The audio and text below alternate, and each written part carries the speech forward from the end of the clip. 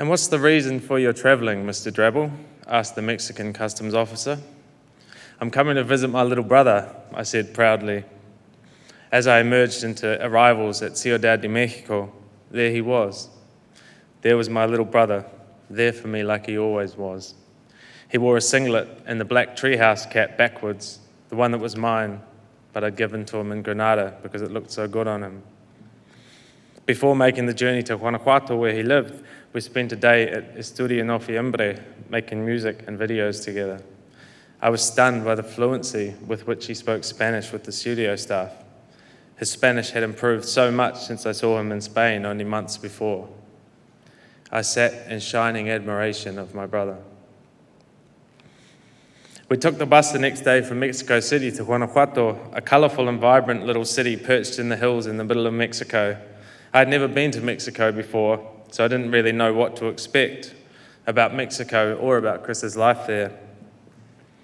"My landlady Lupita is going to pick us up from the bus station," he told me. Whoa, I thought. I don't think I've ever heard of a landlord coming to pick up a tenant upon their return to a city. How lovely. And lovely she was. I sat in the back seat and did my best to understand what Lupita and Chris were talking about the whole way home. I could pick up very little, but the one thing that was glaringly obvious was that she treated Chris as if he were her own son. Though she never called him Christopher, she always affectionately referred to him as Güerejo, which loosely translates to blondie, because he was a bit of a novelty in that little truly Mexican city. They chatted all the way home, not a word of English, and not a sign of division between these two people from opposite cultures, opposite sides of the world, opposite genders, and opposite career and life paths. I sat in shining admiration of my brother. As we arrived at Chris's house, there were 3 men out the front of a furniture building workshop just in front of Chris's gate. "Hola, Chris!" the men all said, their faces lighting up at his presence. "Hola, amigos!" he replied spiritedly. "Él es mi hermano, Tomás," he said proudly. He was always so proud of me.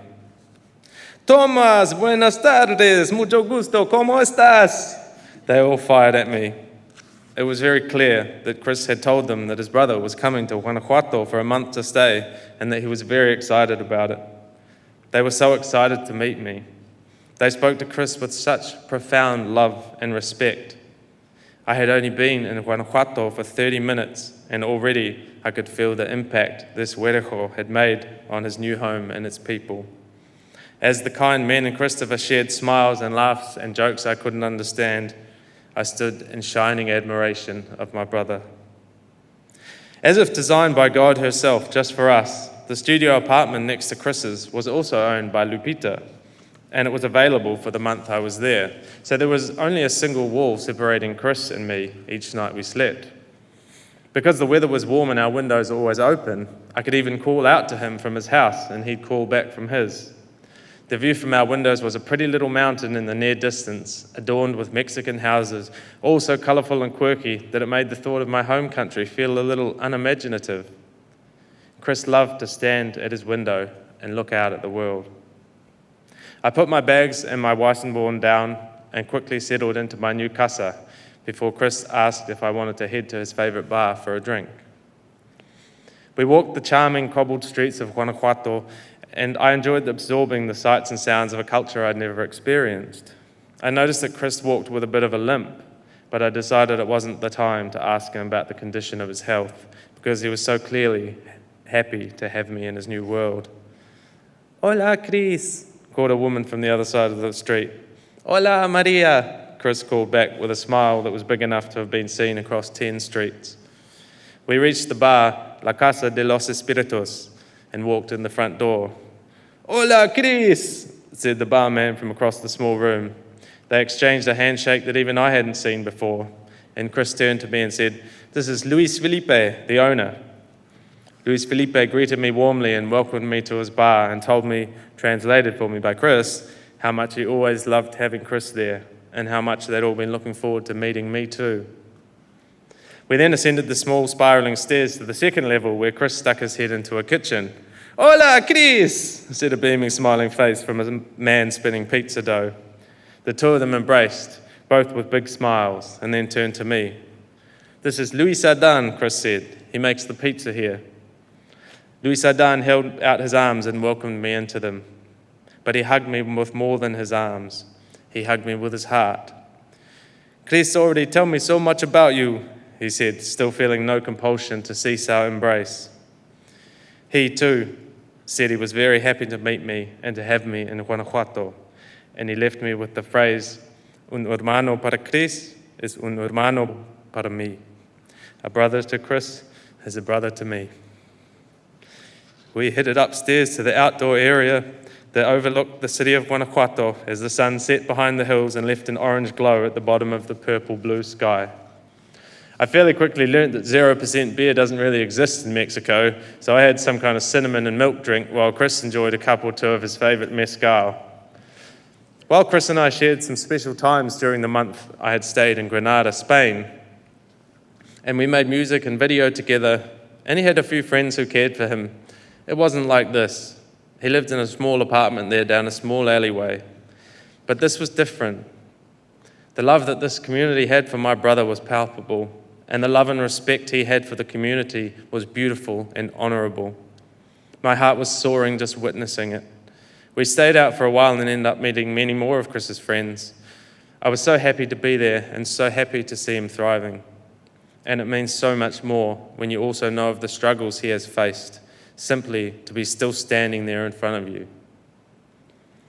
One of the things I always admired about Christopher was his strength when it came to using physical fitness to stay on top of his mental health struggles. So many times I've sat in admiration of my brother as he pulled himself out of bed and packed a gym bag and walked to the gym to fight against the darkness that was trying to convince his mind that there's no point in trying.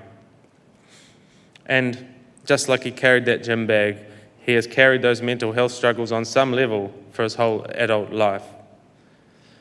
Christopher spent his 21st birthday self-admitted to a psychiatric ward in Wellington for severe depression and anxiety.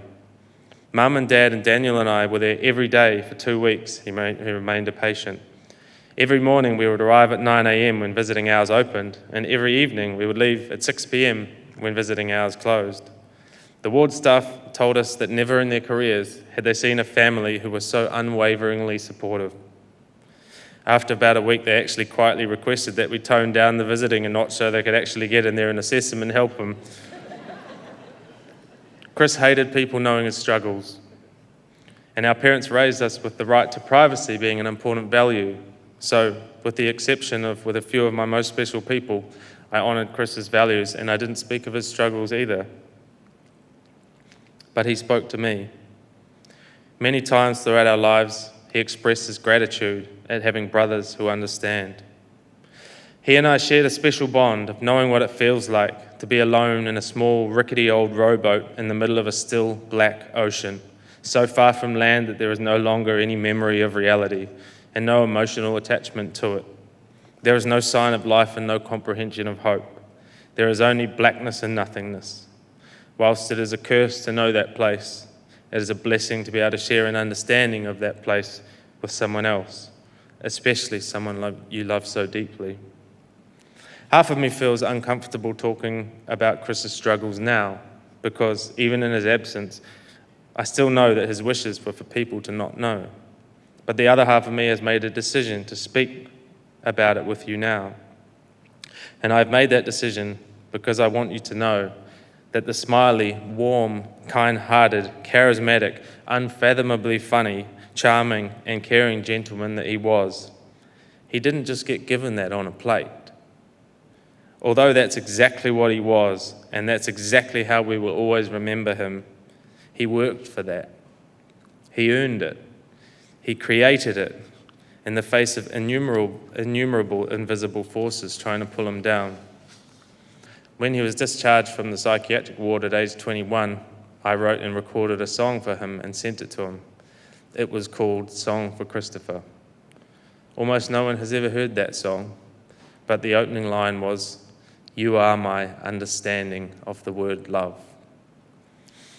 I wrote this because I witnessed the pain he suffered as a result of his beautiful mind. And I felt the pain too, and that helped me to understand what love is when another person's pain is your pain too. We all know that Chris was an outstanding comedian, a unique and insightful visual artist, a very fine musician, a leader, a natural empath, and incredible support person, and an extremely special friend, among many other things. Even history tells us that it's not possible to be all of those things without there being a price to pay. The mind and heart simply cannot be that powerful and that sensitive and that beautiful without there being a cost amidst the often cold, hard realities of this world. And I watched my little brother pay that price, a price he most certainly didn't deserve to pay. And watching him suffer the weight of simply having a sensitive and intricate mind, that made me suffer too, because I love him. One of the latest lines in Song for Christopher was, "If I could make you feel okay, I'd give my eyes away." And I would have, because I love him. I remember walking with him through the streets of Wellington one night, and for some reason the thought came into my mind of someone pulling a gun on him and pulling the trigger. I was filled with this knowing that I would jump in front of that bullet and take it right in my heart without a second thought. There was no doubt in my mind that that's what I would do, because I love him. Through Chris, I learned a depth of love I had not known before. I truly understood what love is. And when a person's triumph is your triumph too. I remember when he started posting comedy videos regularly and building his name as a comedian. Within a comparatively very short space of time, he tripled my number of Facebook followers. But there wasn't a single moment at which jealousy entered my mind. I always took such pleasure in seeing him win, just as he always took pleasure in seeing me win.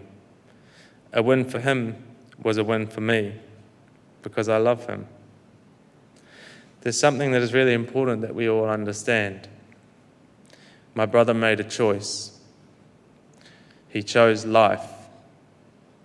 In the face of hardship most people could never even begin to comprehend, he chose life, over and over and over again. He pulled himself out of the darkness again and again and again for the people who love him. He stood in the face of unimaginable demons. And when they knocked him down, he stood back up.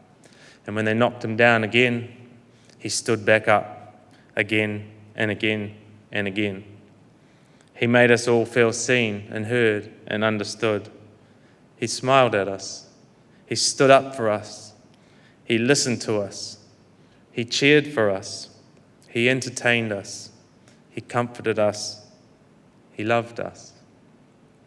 And on the 24th of June, 2024, it was no longer a choice, and we lost him. I wish to acknowledge Arturo, the owner of the furniture building workshop in front of Chris's house, for it was Arturo who had not seen his friend in a couple of days, so he went to check on him, and he found him. And it was Arturo who had to call the number written underneath the word Mama on the note Chris left next to the bed. Following this, Arturo spent a week in his workshop crafting the most beautiful urn we could possibly imagine for Christopher's ashes. His words to us were, "I made it with all the love in my heart." Muchas gracias, Arturo.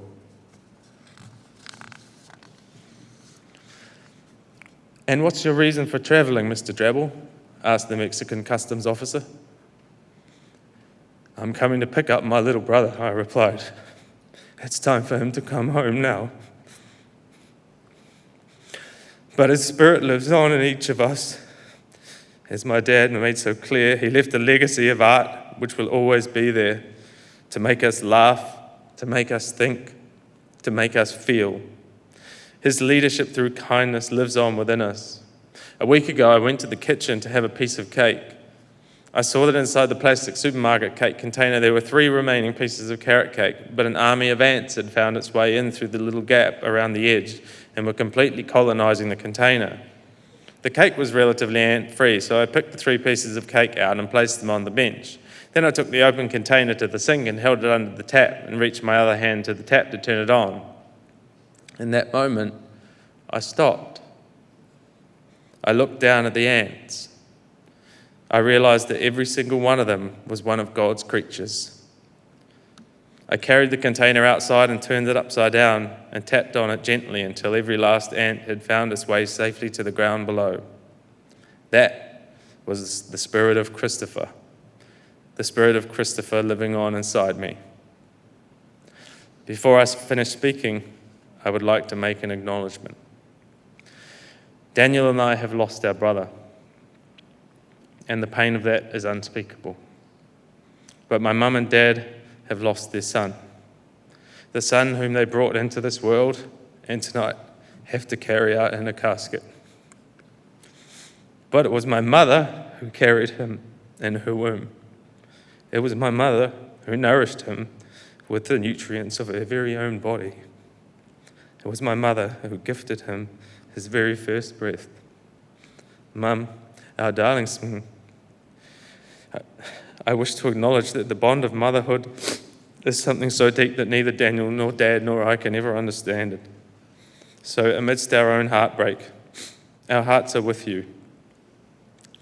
We acknowledge that nobody walks out of here with a heavier cross to bear than you, for you are Christopher's mother.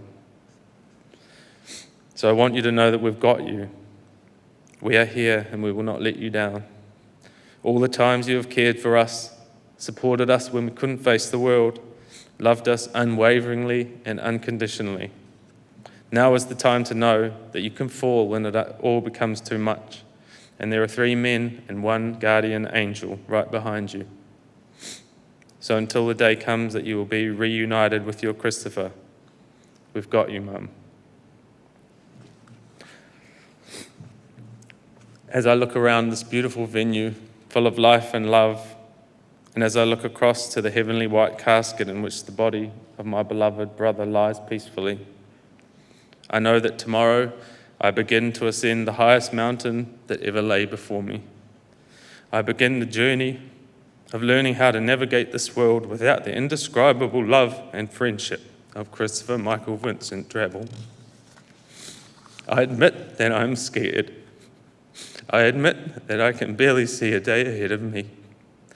I admit that I don't even know what the first step looks like or how to take it. I admit that I'm broken. But as I hold my head up high and trust that He is with me, now, always, and forever, I stand in shining admiration of my brother.